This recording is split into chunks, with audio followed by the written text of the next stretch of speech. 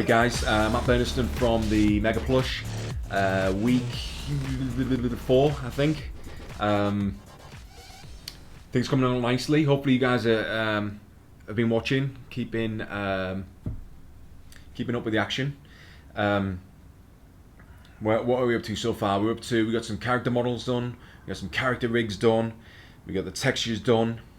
Now, last week or so, I've been working on the environment, both the model and the textures. Sorry, this video is a little late. Stuff's been a bit crazy. I do some re-rigging on some of the characters as well. But yeah, this week's going to be a little longer than last week, talking about some of the modeling and texturing of how I do the environment. A lot of people always ask me, like, you know, how do you get it to look so real? How do you get it so photographic? And I always say that the reason is the easiest answer is that I just use photographs to texture it, and we're going to get into that in a minute. But yeah, just want to say thank you for everyone watching. Still not many questions coming in, so if you have any questions, I'm more than happy to answer. That's, you know, I'm here to help everybody. So also some other news before we jump into some screens. We got some help. We grew the team exponentially. 100% increase in the team. We've got Mike Gambardella. He emailed me.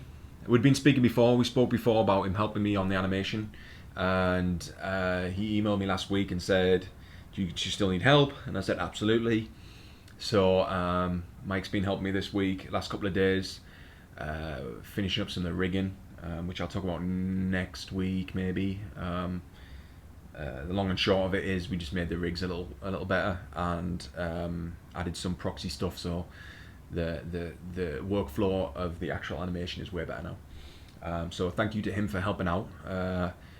He's doing an awesome job so far, so hopefully that means we can get it finished quicker, and also means we can do episode 4 quicker. So we'll see. Hopefully things go as planned.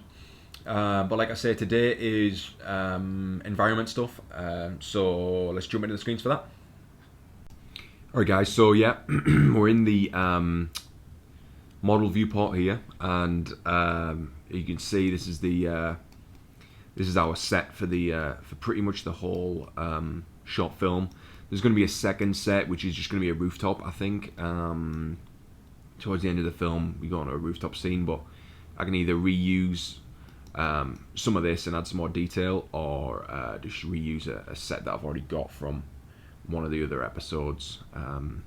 Like I say, yeah, there's a lot of reusing of assets throughout the whole project, and you know, this keeps it consistent. It keeps the look and feel consistent throughout the episodes, and makes it feel like it's all in the same world. So yeah, so that's good, and obviously it saves me a lot of time. So yeah, I mean, it's win-win really. So basically what I want to do is just walk through this real quick, and then what we can do is go into some deeper stuff, showing some textures on how I add the textures on the buildings and stuff like that, and talk about that. So basically, there's let's just the overview of this first. Is basically it's just like crossroads, and all the action's going to happen in this alley and along this street here for this episode. So this is basically everything I should need. If you, I don't think the camera's ever gonna look this way, but if it does, I can drop a building in the back there, and this way there is actually already a building there. Let me turn textures on real quick, see what we can see. So yeah, you can see this is just a plane with a building on the end. So if we ever look down the alley this way, it'll kind of end, and then you'll have like sky and what have you in the background. Something else other than this that I've turned off right now is this city, and this is something that I made for the first episode, the intro for the first episode. And what this does is awesome. It's kind of like I say, if you have this shot down here, you just start to see this city in the background, and you just throw a bit of depth of field on it, and it works really well. You just get these highlights highlighted up in the background there, and I put it just down both alleys that you're going to see down, just there and there basically. So I'm just going to turn that off for speed. But what you can see is obviously, yeah, I've got my brick textures and my road and everything. The road kind of looks a bit messed up, but let me show you that real quick. If I just select the material, so I've got a load of textures here.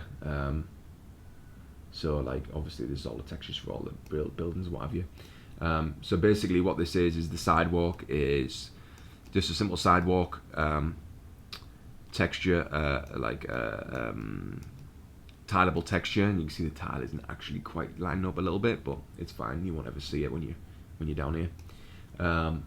So that's the base texture for that, and then what I've done is just added this like black and white concrete grunge map over the top, basically. And in the properties for that, I've just changed it to overlay. So that basically just takes that clean texture of the sidewalk and just kind of messes it up a little bit. Same with this. This is a slightly different texture here, and you can see I've got a couple more layers here. But basically, I've got these two grunge maps there, which are just doing the same thing. So it's kind of just like it's like a cobblestone, but then you add this, and it kind of adds that dirty feel to it. And then a process. That process is just driving down the saturation a little bit. When I rendered it, that red texture was a little bright, so I just dulled it down a little bit. And then the road, this exactly the same thing. It's just a road texture, and you can see that kind of just goes down there. And then just added that grunge map over the top again. These are, let me check. These are set to UV maps. So the road is UV'd. Is the sidewalk UV'd? I can't remember. The sidewalk is solid because it's a repeatable pattern. I do this a lot. I just change it to solid, and then you can dial in the size basically. So if I just turn this off, you can just grab this and just choose how big you want the texture to be. So it makes it a little bit easier. I don't have to go in and UV map it and everything. And in the other episodes, I did UV map most of the stuff. And then I realised I can just change. This is not moving. One of the reasons why you wouldn't want this solid is if it was animated, because if you move these polygons, let me see if you can see this. If you move these polygons, the texture stays the same. You can see that the lines of the polygons are moving, but the texture staying still. So if you had an animated cube or whatever, you wouldn't be able to use this solid mapping technique. But because this stuff's staying still, perfect. I really don't need a UV map anything. And then yeah, this just added this extra little bit of texture on here. But like, so that's simple. That's super simple. Yeah, the roads are UV, but the rest of it, the sidewalk and everything else is solid. So that's the basic ground plane sorted out. And then basically we have a few different buildings, a few different kind of. So I do like levels of. Like detail. So for example, these buildings that are in the background that you're never going to see, literally a cube. It's a cube with this texture applied to it, and the texture is just applied as cubic. So instead of using solid, you use cubic. Let me just open this so you can see. Oh well, it is actually solid on this occasion. You can use solid or cubic, and I don't really know what the difference is, but I'm sure there is one. And scaled up the thing and positioned it where I want it. So yeah, basically a cube, and then this one here is just a plane, just a simple plane with an image texture mapped onto it. Super simple stuff. Again, this one is the same, is it? It's the same idea, but it just has, okay, so this one is the like next level up. The next level up is it's like a flat plane, but then I've added like windows or some extra texture to it. And basically the way I've done this is it's two textures. It's the brick texture, it's the flat brick texture, and then I've added this window texture, which is it's not UV'd in. It's two separate image maps, and then I've just beveled that in and kind of added it. And what I'll do is I'll go through that in a minute. I'll build one of these style buildings from scratch in a minute and show you how I got to that. So these ones that will be in camera a little closer, I've got that extra little bit of detail. So these doorways are kind of beveled in, and I've added windows to them. So some of these maps that I find, I find all my textures on CG Textures is where I get everything from. I think it's like $60 a year or something. You just kind of pay $60, you can use any texture you want. So it works out really well. So some of them, they have these buildings that have already got the windows included. So obviously use them for some of it. But then these ones, for example, is just, this texture is just a flat, repeatable brick pattern. And then I'm just kind of adding the windows in myself. Just to add the detail. It makes it a little easier without having to UV map it. So that's that one, and then a little further down this alley, similar thing. This is just basically a cube with a pitched roof on this one in this occasion. This one is a cube, but it has the door detail in. And on this one, what I did was I added so I've got the brick texture, and then basically just got this graffiti texture over the top, which is just a transparent PNG, which it just overlays over the top, which works really well just to add that extra little bit of detail. Again, this one's just a cube.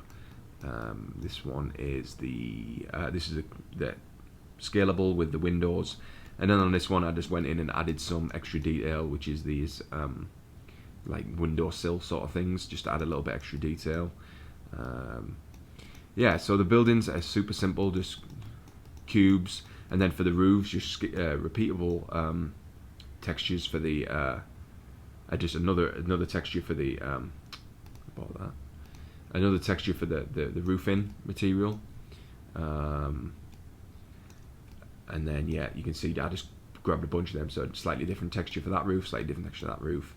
And the reason I did the roofs is there's going to be a shot, probably something along the lines of this, where you're going to see some of these roof textures. And that one seems to be missing. This one needs to actually get a texture added to it. So yeah, you're going to see some of these roof textures, and you can see this one's got like a tile, and this one's kind of more destroyed. So yeah, just kind of mix it up, and you know, not every roof is the same texture because that's how it is in real life. Not every brick is the same texture because that's how it is in real life. So you just kind of it took a while, you know, it took like a week or a week and a half just to go through, grab a texture from here, like search through, go into this, go into the bricks, grab, you know, go into here, grab a texture, download it, make sure it tiles. Some of these are already tileable, some of them aren't. If you grab one of these ones down here, maybe this isn't tileable, but I like it, so then I gotta make it tile. And I'll show you that real quick. And then applying it to it and getting it scaled and what have you. But yeah, that's kind of that. And then we have this third level building, which is like the hero building right here in the corner. And the idea is it's got this billboard on the top, and the opening shot is going to be you open up and then you kind of pan down the building. So you're going to see this in a lot more detail. So what we've done here, this one's a little more complex in terms of the texture, but it's called main building here. So basically we have, let's turn some of this off. So we have like a brick texture. We have a simple brick texture on the base, and then we have a bump map for this one, which doesn't show up very well when you do that, but for some reason. But that's just a bump map for it, so that's working that. And then we have this texture, which these aren't showing up properly either. It's a weird display thing that when you have multiple maps overlaid each other, they don't show up real well, but whatever. So there's this from CG Textures, they have these decals too, which work really well, which have already been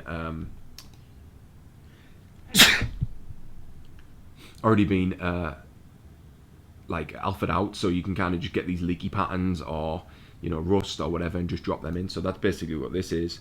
And I've got one along the top there and a second along the top. They kind of overlay each other just to kind of add some extra dirt. And then there's this one at the bottom, which kind of just goes around the bottom of the street there, so it kind of just gives it a little more realism. And then on top of that, we have this spray paint. So I added this, Stop the Vigilantes Now, just adds a little bit of context. And then we have, oh, that's actually the same thing, sorry. So this actually, I'm not actually using this, but basically I imported this and then used it as a mask for a constant. So then I can change the colour of the spray paint and then use that as its mask. So it's using that image as a mask, and then this constant is just a constant colour which I can kind of change on the fly. And then obviously beveled this in, added the door as well, and then on top of that, you know, added the windows, added these sills, so you can see it's got a little more detail, and then added a doorway there, and then added these other things, so there's like these bits that kind of pop off. So instead of it being flattened into the texture, when you pan down, you'd notice it'd look just flat and weird. Modelled out some of this stuff, so there's like a little fire exit, air conditioning on the side, and some pipes and stuff. You'll notice in like this texture over here, there's like stuff matted into the wall, like the pipes, and none of this is 3D, it's just 2D. You know, this obviously in real life the bricks would stick out more, the windows would be recessed, but because you never see it up close, there's no need. Like there's a pipe there, and that should be 3D, but you're only ever gonna see it from back here. So you don't need to add that detail to sell it. And the same with these this should all be 3D, but because you're not going to see it up close, it's going to be fine. So yeah, that's why all this stuff is being added in like as 3D models. The pipes and a lot of this stuff I grabbed from Turbo Squid, again just to save time. You know, modelling this stuff takes time, so it's easy. Sometimes it's easy if that's like $5, I can just grab this and just drop it in rather than spending a half a day modelling it or whatever. And then you've got this real simple billboard on the top here, which is basically a rectangle with a bevel inside, and then just a couple of rectangles on the back to hold it up with a wood texture. These water towers I grabbed from the first and second episode, just again reusing assets. And then yeah, there's this in the background, we have these drums. Again, you guys, just want to say thank you to you guys for the who use the who upload models to the share site. Really appreciate that. I use it a lot. You know, you just go into meshes here. If you guys don't know about it, you go into meshes, and then there's a whole bunch of stuff that people have modelled and just put up there. And there's some things in here. Sorry for not naming names, but these pallets are from there.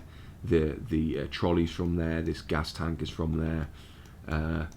So yeah, I just want to say thank you to you guys for sharing your models, and obviously speeds up my workflow just being able to kind of drop them in rather than having to model them from scratch. And that's the basics of the whole scene. Really, it's just a case of going in and modeling these cubes and working out where you want them, and then dropping them in. A quick note about lighting. I'm going to do a whole episode about lighting, I think, towards the end, but lighting here is pretty simple. I've got these street lights, and to replicate this kind of basically the spotlight effect, where you kind of get that like halo from the light. I wonder if I turn on shaded texture, you'll be able to see it. Maybe not. There's got to be a way of seeing this, right? No, maybe not. You know, you get the pool of light shining down, so you get like these little spots, and you can see these they'll have little spots around each light to give that realist effect. And then up here we've just got these spotlights doing exactly the same thing. Oh, you can see it here. You can see the curve of the light there. And then this is kind of double. I had just the point lights at first, and then you didn't really get the arc from the point lights, but I got like a really nice lighting from the base around the bottom. And the spotlights, you don't get any light because it's just directional, so it's just pointing that way, so you don't get any light here like spill. So I added these.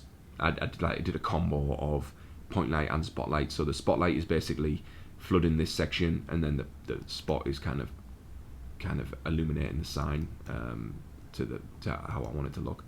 So that's why there's two there. But yeah, mainly just spotlights, just basically a ton of spotlights just pointing down. So thinking about how it would be in real life, and just kind of trying to mimic that. So let's just have a quick peep at what that looks like in the render. And it renders pretty fast, to be honest. It's not so bad. Even though there's quite a lot of textures and stuff in there, it's not so bad. So yeah, you can see these textures work really well, even though they're just flat textures. And these spotlights, you can see, yeah, you can see that cone now. So this is the light that the spotlight gives you, and you get these highlighted sections in the night sky, which works really well. Actually, let me just turn on. I just turn on that city. You'll see that pop up in the background too.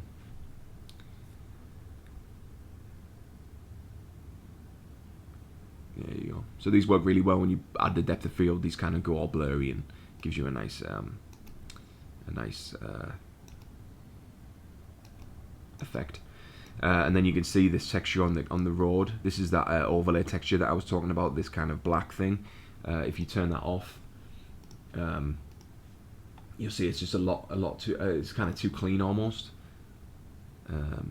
You know, it's too clean. It's too flat. So that's why I've kind of added this into there, and that kind of works well. Same on the pavement, and this hero building has got a similar thing with the textures around the bottom and the top. That's kind of what's added to that. I've turned these textures off, but let me turn them back on. So the basic bricks, and then the leaks, and then the spray paint. So let me just turn around here real quick. And the good thing about the 3D elements is they throw shadows too. So you know that makes it more realistic. And you can see the spray paint there. So like I said, you can take this constant, and I can change this to whatever color I want. So if I want the spray paint to be yellow, do that, and now it's yellow. So that's instead of having to go into the texture and change the keep changing the texture. That's a good way of just using a mask to drive the color there. And then let's just have a quick look up here, and you can see these. So you can say what I was talking about with the point lights. Let me see if I can turn this off real quick and show you. Select these. You'll hopefully be able to see what that is adding to the scene. So I'll just turn all three of these off.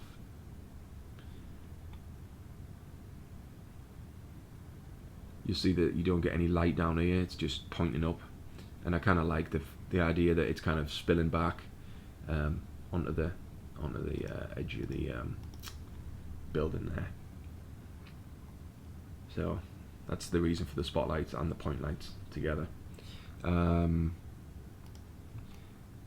this is only in shot for a couple of seconds, so once we get into the action, I'll just turn all these lights off, and they won't be affecting the scene. So that's cool. So yeah, that's basically the whole layout. Like I said, it took a little while to kind of all put together. It's a little bit fiddly, and obviously you want to add the details where you want the details, and not go too crazy in the other the other parts where you know the details won't be seen. But you know, it's cool to it's cool to have it done, and now you can kind of move around it, and it feels like a complete scene. So that's nice, and once we get the characters in, it's going to look really good. So yeah, let's jump into a new scene. Just turn on my grid real quick. Dig, so I can see where I'm at. Okay, let's turn off that and that. Okay, so basically, I'm not going to do this to scale. I'm just going to draw it out for now so we can get the idea. So imagine this is our building. Might as well just put on the ground plane real quick. This is one of the buildings. So yeah, basically what we're going to do is just show you how to do the texture, the real simple texturing for this. First of all, just give it a name. So let's call it brick. And let's just add an image map, load image. So I've got a whole bunch of images already downloaded from CG Textures because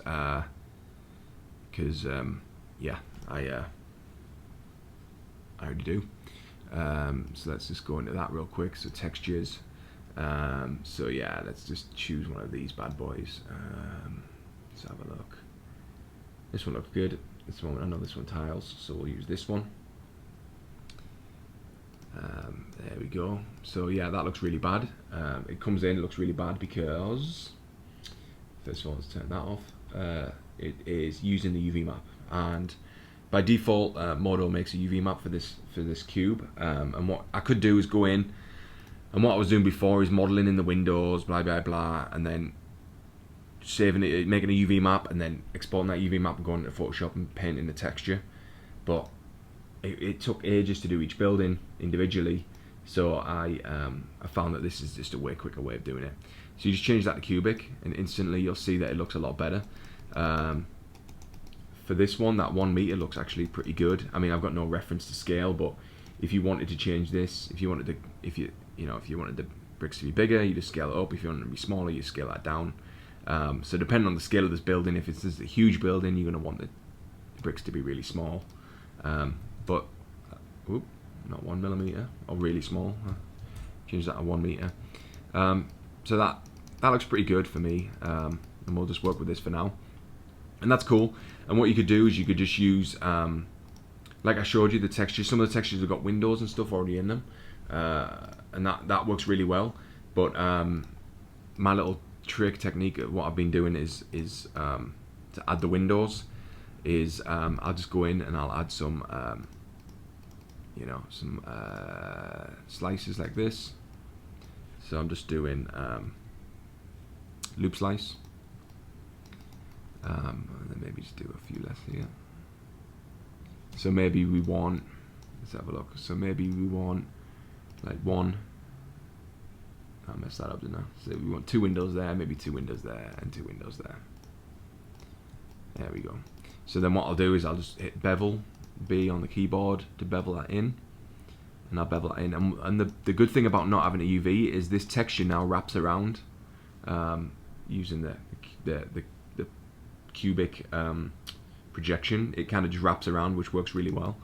And then what I can do is just select these, keep these selected, and then just choose window in there.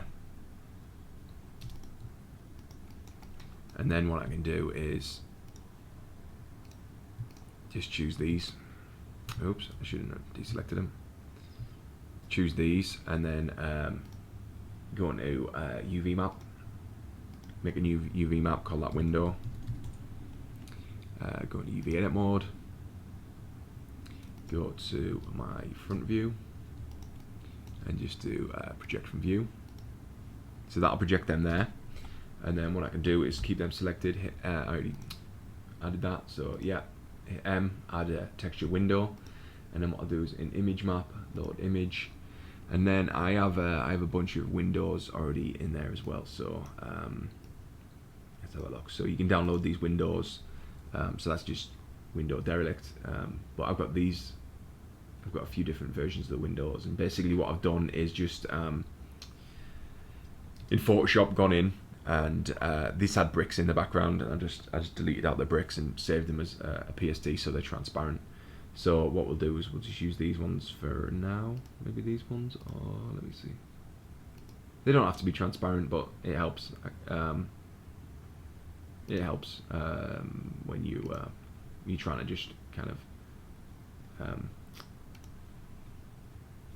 get the UVs all lined up. So let me just open this. What you can see is obviously this is all messed up, so what we then do is just grab that UV and move it to where we want it, and then we can just scale that up like so. And what you can see, obviously this is not the right dimensions. So you got a couple of options. I can either squash the texture, which may or may not look good. We'll see. So let me just select that, and just drag them out. And you can see that update there, which doesn't look too bad. The windows are kind of long anyway, so it makes them back into little rectangles. The smash bits are a little bit messed up. So yeah, depending on what text you use, that may or may not work. So the other thing you could do is line this up first. Get this lined up, and then we can do that. And then what we can do is just grab the grab that whole edge loop and drag this up. And maybe if I turn slip UVs on, this may or may not work. Let's see. Or maybe not. Maybe turn slip UVs off. No, neither of them works. So slip UVs, what's supposed to happen is it actually moves the UV in the panel as in the UV editor as it's moving them in there. But obviously that didn't work. So and then you basically just do the same thing. It's not going to be 100% accurate, but it gets you somewhere close, you know. And then you can always just do that, and then yeah, it's pretty close, right? So again, this background asset, it's not. I wouldn't recommend doing this if it's a hero asset, but yeah, for a background, looks perfectly fine. And if these windows repeat a little bit, it's not so bad. So yeah, basically just repeat the same process for the other windows, and then you got your windows, and then obviously do the same thing.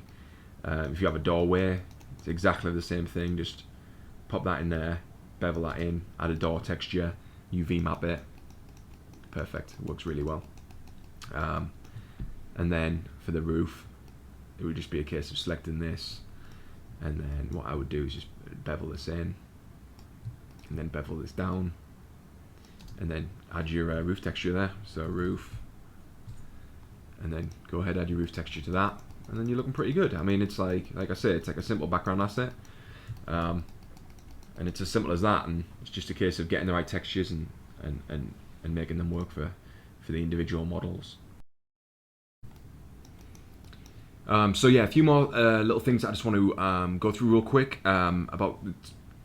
You might be wondering about the tiling textures. Like I say, CG Textures has tileable textures, but if you need to make a tileable texture, for example, this one doesn't tile, then I'm actually going to show you how to do that real quick. So when thinking about tiling textures, you can actually start to see it a little bit here with these stripes. Even though it tiles perfectly, like you don't have any seams, you're going to still see like repeatable patterns. And sometimes that's just inevitable, you can't get away from it. But like also just be aware of that. So like even if you made this tile, you would realize that these like details would be repeated if you repeated it enough times. As with the window, and obviously this would be very obvious if it kept repeating, it was the same. So yeah, you could make this repeat, but obviously if you repeat it enough times, it would be obvious. The other thing you could do is you could just choose a section of this and repeat it, which might be less obvious for this example. So if this just repeats, it might be less obvious, more, I don't know. It's difficult to say until you see it on the model. But yeah, I'm just going to basically show you how to do this real quick. So I'm going to just go ahead and choose this section to make a tileable texture. So basically what I want to do first is choose a square, and then I almost selected that, but what I actually want to do is select probably like there, and then what we can do is, this is like a natural seam here on the edge, so what we want to do is line that up with this natural seam on the edge here, so when it repeats it works a little better. So what I'm going to do is just choose a square. Obviously work with squares is the best idea, so when it repeats it works better. So I just held select when I dragged out the rectangle to make a square, and then do image crop, and then obviously we end up with this image, and let's have a look. That's 100%, so it's still a decent size, you know, it's still a decent size bit of texture, and I missed that a little bit, but I think that'll work really well when we come to do it. So so now we've got this, and we want to make this repeat. I don't know if there's any other ways of doing it, but this is how I do it. You don't have to kind of duplicate it and move it manually. If you just go into filter and other and offset, what you can actually do is just type in numbers here. So if you type 0, 0, it doesn't move it. But then if you start moving this across here, you'll see this is where our seam is here, right here. And this actually works kind of well here. You can see here where the seam is, but here it's pretty good. And then obviously if you do this, you can see there's a pretty bad seam there. So what you want to do is get this somewhere near the center. It doesn't have to be right in the center, but somewhere near is fine. And then basically I just use the stamp tool, You can use this healing brush too. This healing brush works sometimes. You have a little less control, and you get this thing where it kind of does lines. It tends to work better in smaller areas. But yeah, I normally go manual and use stamp.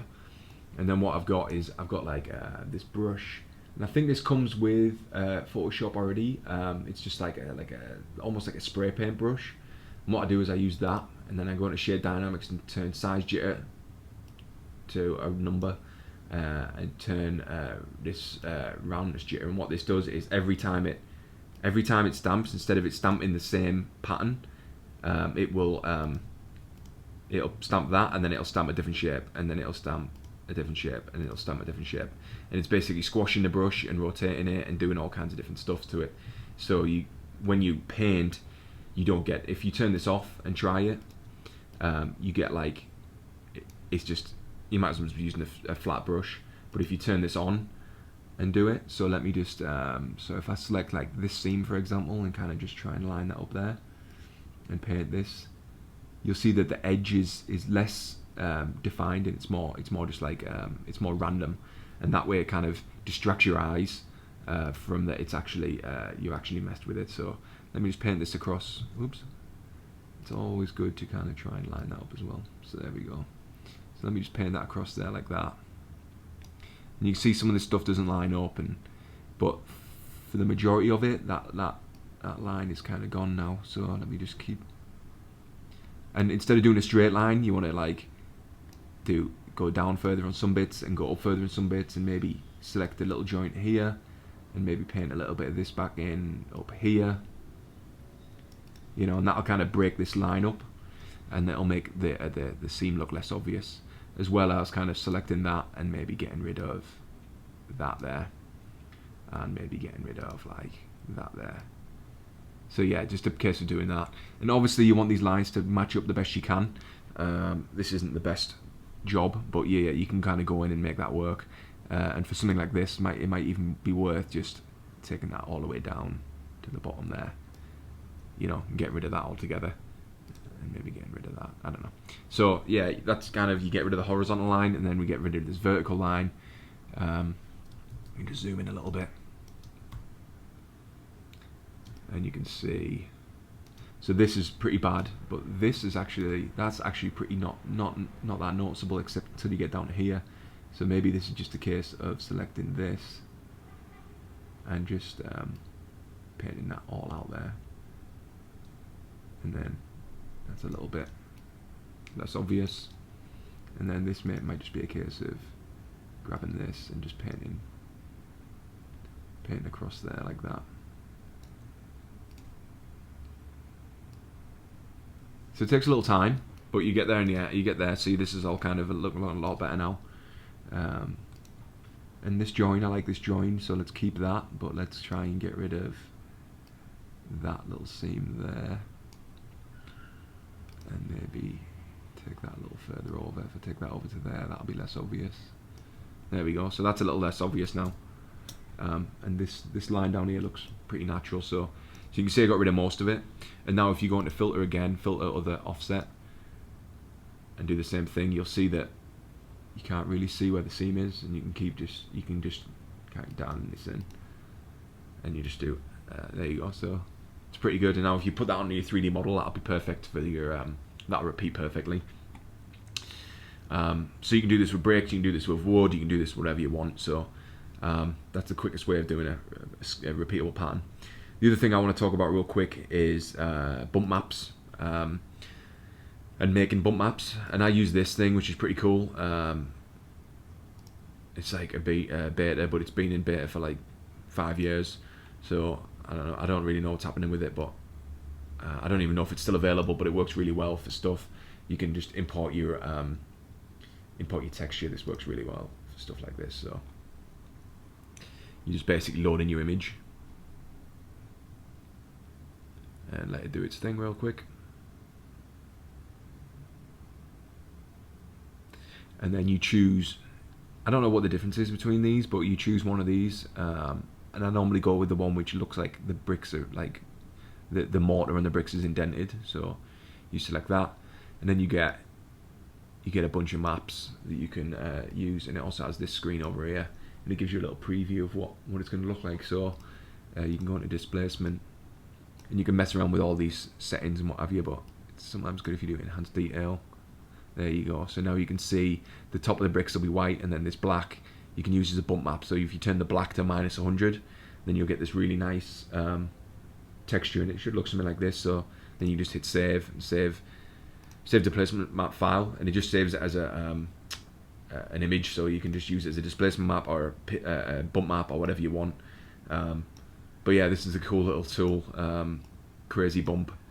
Like I said, I don't know if it's still available or not, but if it is, you should grab it. It's worth doing if you're going to do a lot of bump maps and textures and stuff. Cool. So that was modeling, texturing, setting up environment, setting up some lights. I'm going to do another episode on lights specifically, lights and rendering and that kind of stuff. So the light stuff I showed was just a kind of an overview, but yeah, a little bit of Photoshop as well, just showing you how I kind of make tile textures, and then a little bit of the crazy bump, which I don't know, hopefully it's still available, because I'm just telling you guys some useless information. But yeah, just want to say thank you for watching again. Subscribe, tweet, email, Facebook, all that kind of stuff. Check out the shop, online shop. Some of the t-shirts are available on there. If you go to megaplush.com and hit the little shop icon, there's t-shirts available, so that's cool. Unfortunately, some of the stuff's a little more difficult for me to do now, because I'm obviously in Brazil. So before I would make them myself and ship them out, and making models and 3D prints and all that kind of stuff. But that stuff's a little more complicated now. I've got to work out how to get that working again. So for now, that shop, I got someone else doing all the printing and stuff for me. So the quality apparently is good. I've not seen one with my own eyes, but I have a friend who's bought a few, and he said the quality is really good. So check it out, take a look at them if you want merchandise. But yeah, I just want to say thanks again to Mike for jumping in.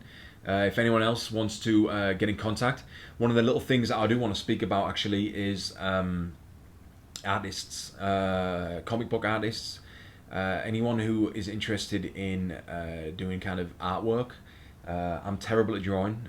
It's not my thing. I use a computer for a reason. But I've got there's like a side project that I wanna kind of get into, of making a comic book for this, or a graphic novel. So if anyone is interested in reaching out to help me with that, that would be great. We've got a pretty awesome story written, which I think will be awesome, and if we can get someone to help on that, we can do like a Kickstarter, hopefully, and make it more than just little films, make it a little bit more of a whole world of comic books, videos, to whatever, everything. So yeah, if anyone is interested in talking to me about that, email me, help@themegaplush.com, I think it is. If not, go to themegaplush.com and there's an email on there. But yeah, just say thank you for everyone for watching. Questions, let me know. Catch you next week.